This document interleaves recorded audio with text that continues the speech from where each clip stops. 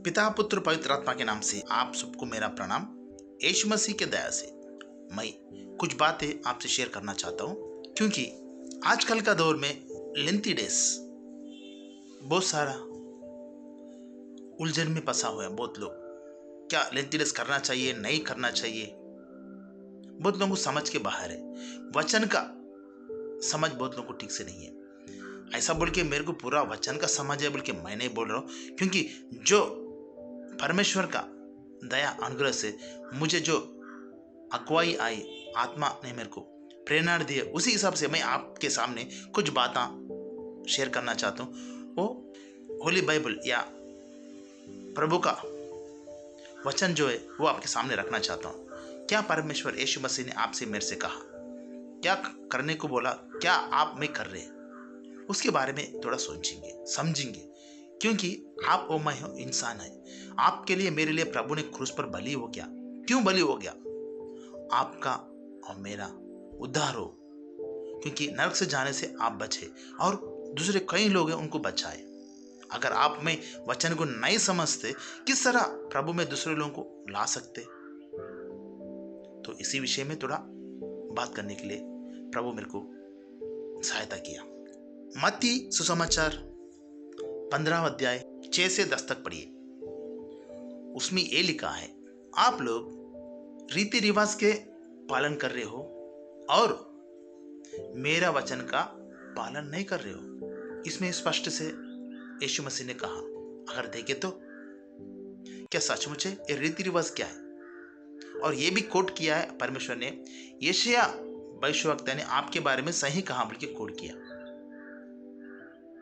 क्योंकि यीशु मसीह नहीं चाहता है कि आप मैं पाप में मरे, और जो इंसान को बचा नहीं सकता है, केवल यीशु मसीह बचा सकता है।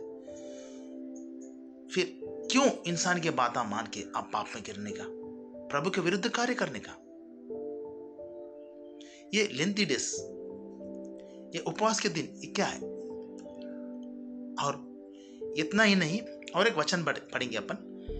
पौलुस गलतियों को लिखता है, एक पहला अध्याय 8 से लेकर 10 पढ़िए। उसमें बोलता है पौलुस, अगर जो सुसमाचार मैं सुना रहा हूं वो मेरा नहीं होता, प्रभु यीशु मसीह ने मेरे को बताया, वही आपको सुना रहा हूं। अगर उसके अलावा दूसरा कोई भी स्वर्ग से दूध भी बताए, कोई मनुष्य कोई भी बताए, वो शापग्रहित है। तो मेरे भाई बहन, आप एक बार सोचिए, ये होली बाइबल पवित्र शास्त्र जो रेवल्यूशन लास्ट बुक है, उसमें लिखा है, इसमें से कुछ भी बात निकाले तो भी जोड़े तो भी वो शापग्रहित है, और जिसमें जे पूरा ये वो आप शापित होते पूरा। और मेरे भाई बहनों, आप एक बार सोचो समझो, क्योंकि आपको मेरे को परमेश्वर ने बुद्धि ज्ञान दिया सोचने के लिए। क्योंकि परमेश्वर ने उनके चेलों से कहा सुसमाचार बांटने के लिए, तब उनको आशीष करके भेज के उनको कहा, आप शाम के जैसा विवेकी बनो और कबूतर जैसा निष्कलंक हो। तो आप मैं क्या कर रहे? परमेश्वर को आप मेरे को बुद्धि ज्ञान दिया, क्या बुद्धि ज्ञान का इस्तेमाल कर रहे या नहीं? मूर्ख जैसा बिहेव कर रहे? अगर मूर्ख जैसा बिहेव किया तो, बर्ताव किया तो आपका भलाई नहीं होगा और प्रभु का दुष्परिणाम आएगा। गलत तरीके से समझेंगे लोग और प्रभु के चेहरे नहीं कहलाएंगे। आप अपने आप में कुछ मत करो, प्रभु में होकर जो भी करना प्रभु में होकर करो। प्रभु का साक्षी बनने की कोशिश करो, क्योंकि आप प्रभु को समझ नहीं सके तो किस तरह प्रभु का प्रकट कर सकते हो? इसलिए तो प्रभु की बातें जानने की कोशिश करो। इस लेंथी डेज में परमेश्वर क्या सिखाता है? क्या लेंथी डेज आप और मैं हो उसको उसके पीछे होने का, वो करने का हर साल? क्योंकि पवित्र शास्त्र में लिखा है, मैथ्यू 15 में 6 से 10 उसमें, और बुक्स में लिखा है और किताबों में लिखा है, मार्क, लूक उसमें भी लिखा है, पर मत्ती का बोल रहा हूं। इसमें कहा है परमेश्वर, आप पुराना रीति रिवाज क्यों अपनाते हो? जो परमेश्वर का वचन छोड़ के रीति रिवाज में आप समय गंवाते हो, क्यों ऐसा? ये सोचिए, अगर रीति रिवाज क्या होता है, बाप दादा जो लोग किया उसी का रीति रिवाज अपन करते आ रहे। यानी कि लेंथी डेज ये कहां से आया? ये लेंथी डेज जो है क्यों करना चाहिए? लेंथी का मतलब ये उपवास के दिन, उपवास क्यों करना चाहते हैं, उपवास के बारे में देखो। अगर पुराने नियम में उपवास क्यों किया है वो लोग, मूसा को देखिए, पुराने नियम में वो मूसा ने 10 आज्ञा को प्रकट करने के लिए 40 दिन उपवास में रहता।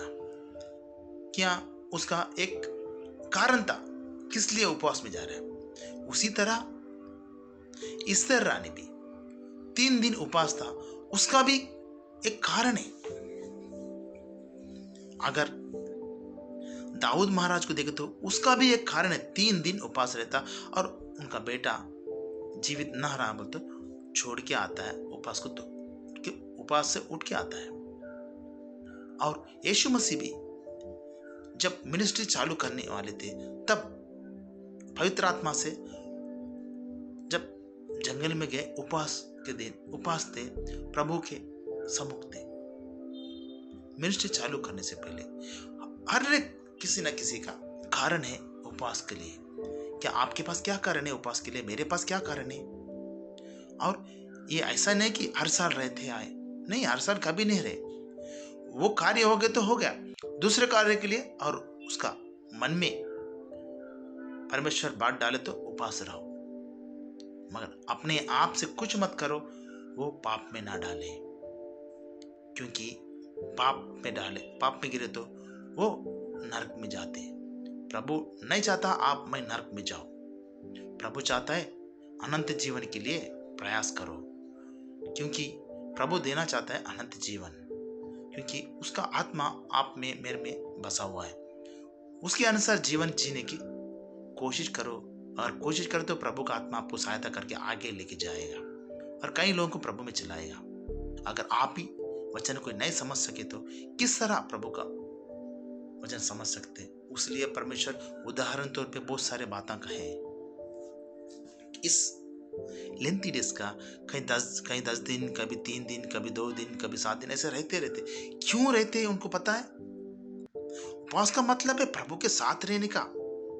उपवास रह के ऑफिस में जाने का, वो जाने का नहीं है। और लेंथी मतलब एवरी ईयर क्यों करते? अगर एवरी ईयर कर रहे आप प्रभु का विरुद्ध जा रहे, शाप ग्रहित है, क्योंकि वचन में लिखा है गलतियंस में। आप सोचो समझो, परमेश्वर भी बोलता है और आपके रीति रिवाज से जा रहे, प्रभु का वचन टुकरा के रीति रिवाज को प्रायोरिटी दे रहे, तो किस तरह आप उद्धार पा सकते? आप क्या रीति रिवाज आपको बचा सकता है? नहीं, केवल यीशु मसीह के नाम में विश्वास से जो परमेश्वर कार्य किया उस पर विश्वास करके उसके बातों के अनुसार चले तो ही उद्धार पा सकते हैं।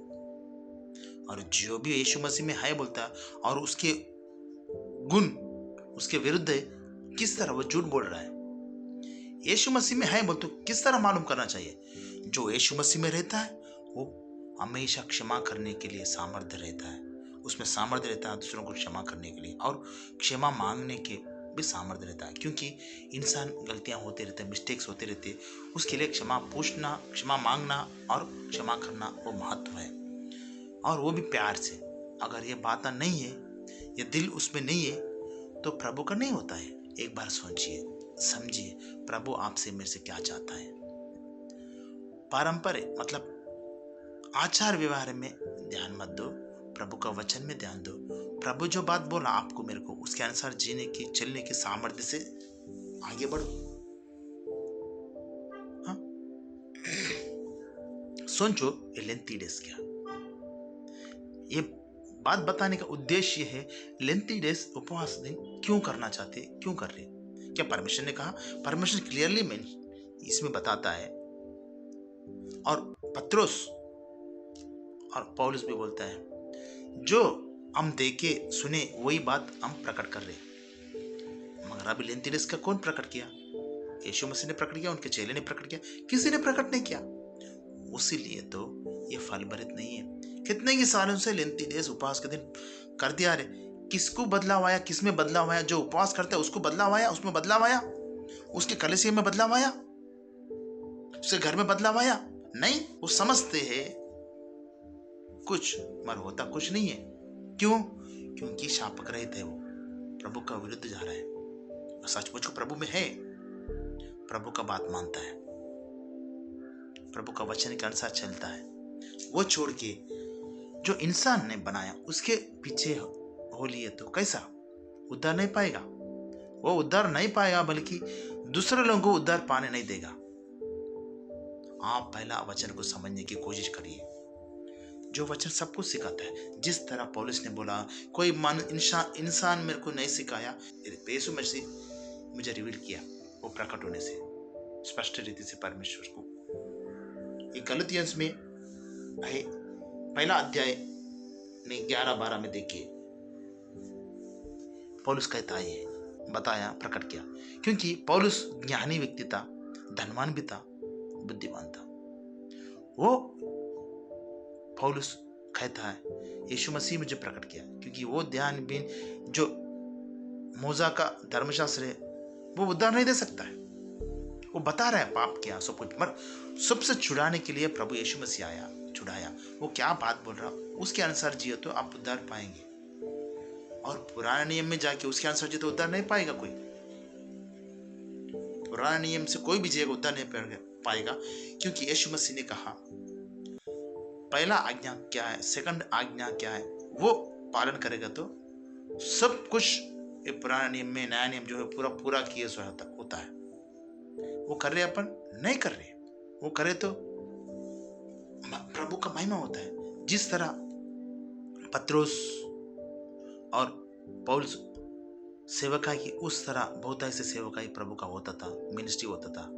अब नहीं हो रहा। क्यों? प्रभु की बात आप प्रकट नहीं कर रहे, इंसान को प्रसन्न करने के बाद आप प्रकट कर रहे। किस तरह प्रभु को महिमा होगा फिर? आप एक बार सोचिए, समझिए, ये उपवास का दिन क्या है, क्यों उपवास रहने का? अगर हर साल क्रिसमस या गुड फ्राइडे ऐसा कुछ मनाते हो, मनाओ, मगर महत्व किसको दे रहे?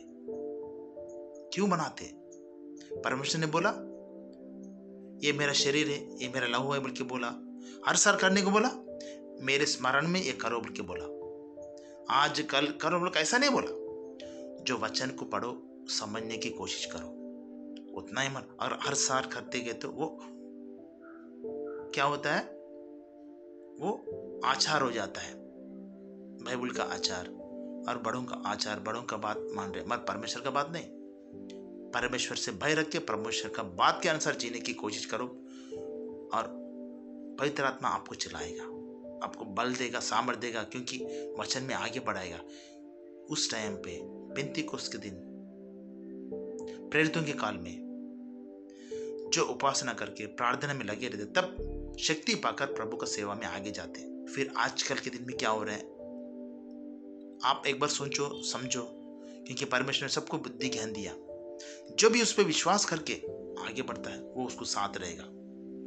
उसके नाम से एक गिलास पानी दिए तो भी व्यर्थ नहीं जाएगा, बल्कि परमेश्वर बोलता है। तो वैसा जब परमेश्वर, आप इतने सालों से हर साल लेंटी डेज करते आ रहे, क्या फल मिला आपको?